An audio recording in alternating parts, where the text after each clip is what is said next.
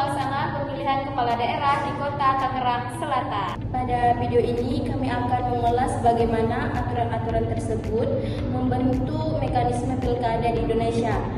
Nah, kemudian mengaitkan dengan realita pelaksanaan pilkada di Kota Tangerang Selatan. Melalui pembahasan ini, kami berharap penonton dapat memahami bahwa pilkada bukan hanya proses memilih pemimpin, tetapi juga bagian penting dari praktek demokrasi lokal yang harus dijalankan dengan langsung, umum, bebas, rahasia, jujur, dan adil.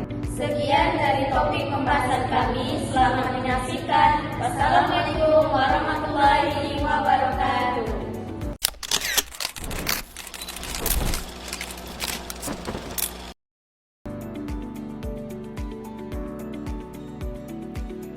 Pemirsa, sejumlah TPS di Tangerang Selatan, Banten menggelar pemungutan suara ulang minggu kemarin. Jumlah pemilih pada PSU kali ini menurun drastis, hanya separuh dari DPT pada TPS yang menggelar pemilihan ulang. Pelaksanaan pemilihan kepala daerah pilkada di Kota Tangerang Selatan terkait Perpu Nomor 1 Tahun 2014 ditandai dengan penundaan jadwal pilkada dan penyesuaian regulasi pemilihan. Seiring dengan perubahan buku pilkada, Perpu ini sendiri disahkan menjadi Perpu Nomor 1 Tahun 2015 yang kemudian menjadi landasan hukum utama untuk pilkada serentak, termasuk di Tangerang Selatan.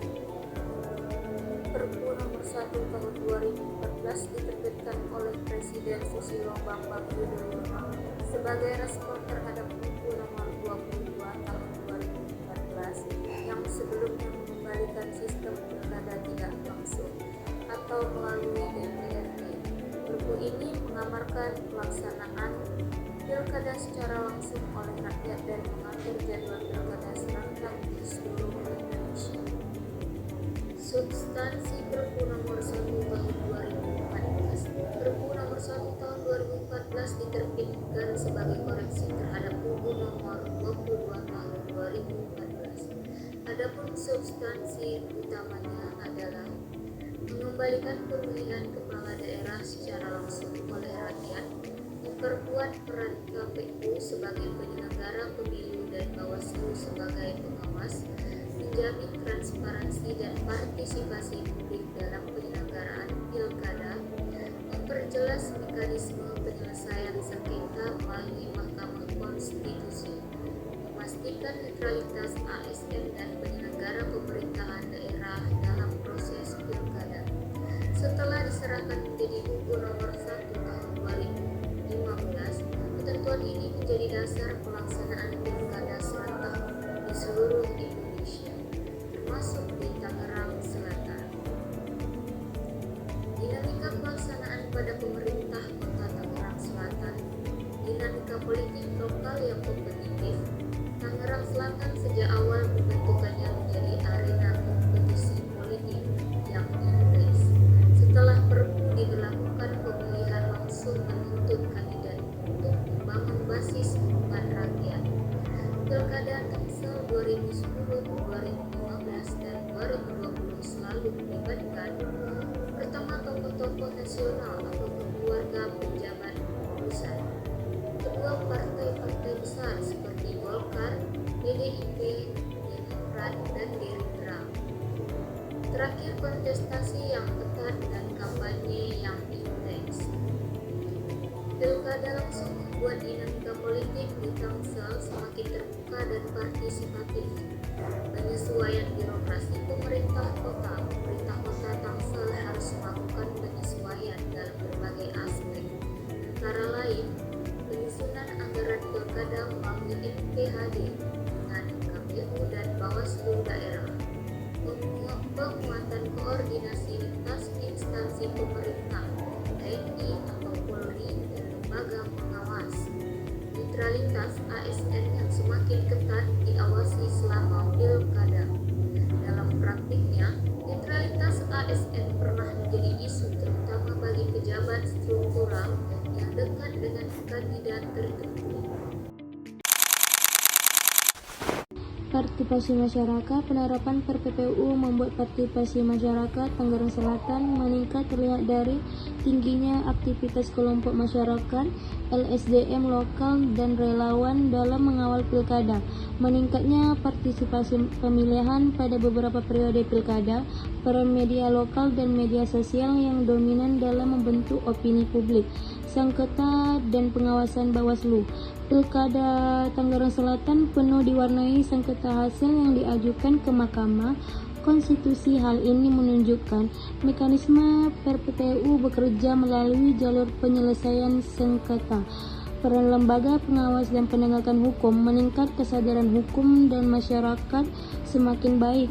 Legitimasi pemerintahan daerah.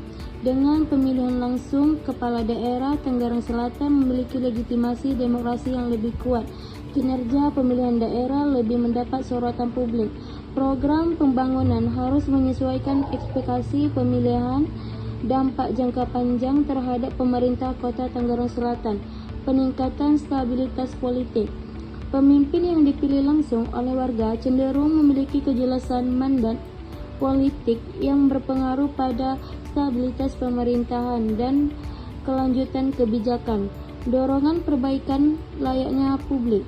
Pemerintah Tangerang Selatan menghadapi tekanan publik untuk meningkatkan layanan kependudukan digital, kesehatan dan pendidikan, infrastruktur dan transportasi, tata kelola pemerintahan yang transparan. Program Smart City di Tangerang Selatan merupakan salah satu dampak dari tuntutan politik elektoral pasca PPPU. Munculnya politik, identitas, dan dinasti. Pilkada langsung juga memunculkan dinamika baru seperti yang pertama, kompetisi berbasis figur dan popularitas. Yang kedua, munculnya tokoh-tokoh dengan dukungan keluarga politik atau jejaring nasional. Hal ini menjadi bagian dari dinamika demokrasi lokal modern. Pilkada Kota Tangerang Selatan ditunda.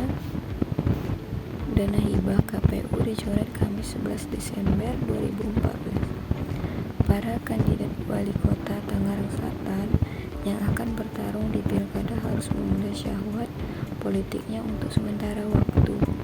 Pemilihan kepala daerah Kota Tangerang Selatan setelah rencananya ditunda dan tidak akan berlangsung pada tahun 2015 mendatang. Ketua Komisi Pemilihan Umum KPU Kota Tangerang Selatan Muhammad Subhan menjelaskan berdasarkan peraturan pemerintah pengganti Undang-Undang Perpu Nomor 1 Tahun 2014, Pilkada Tangerang Selatan baru akan digelar tahun 2018. Dalam Perpu yang ditekankan Presiden Susilo Bambang Yudhoyono, sebelum langsir itu disebutkan gubernur, bupati, dan wali kota yang masa pilkadanya akan digelar tahun yang sama.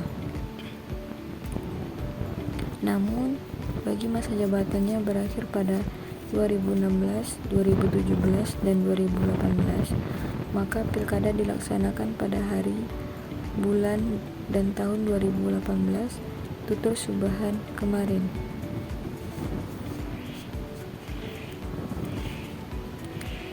Berpatokan pada Perpu tersebut, maka pelaksanaan Pilkada Tangerang Selatan akan dilakukan pada tahun 2018. Sebabnya masa jabatan wali kota, wakil wali kota Tangerang Selatan, Airin Rajmi Diani, Benyamin Davini baru akan berakhir pada April 2016. Berdasarkan Perpu tersebut pula, KPU Tangerang Selatan memilih mencabut usulan dana hibah sebesar 65 miliar untuk pelaksanaan tahapan pilkada pada APBD Tangerang Selatan tahun 2015.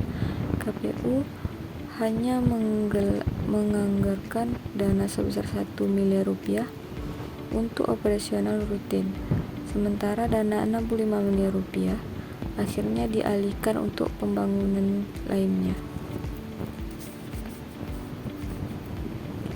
Meski menghapus dana hibah di APBD murni, namun KPU Tangerang Selatan menyiapkan opsi lain terkait pelaksanaan tahapan pilkada. Jika ada perubahan Perpu yang mengharuskan pilkada dilakukan tahun 2015, maka KPU akan mengajukan anggaran tahapan pilkada pada APBD perubahan tahun 2015. Akhirnya, kami sampaikan dua opsi sepakat untuk dicoret dan diperbolehkan untuk menganggarkannya kembali di APBD perubahan 2015. Untuk anggaran di APBD perubahan kemungkinan lebih besar dibandingkan tahun sekarang. Untuk seiring dengan kenaikan harga logistik setelah harga bahan bakar minyak naik, tuturnya.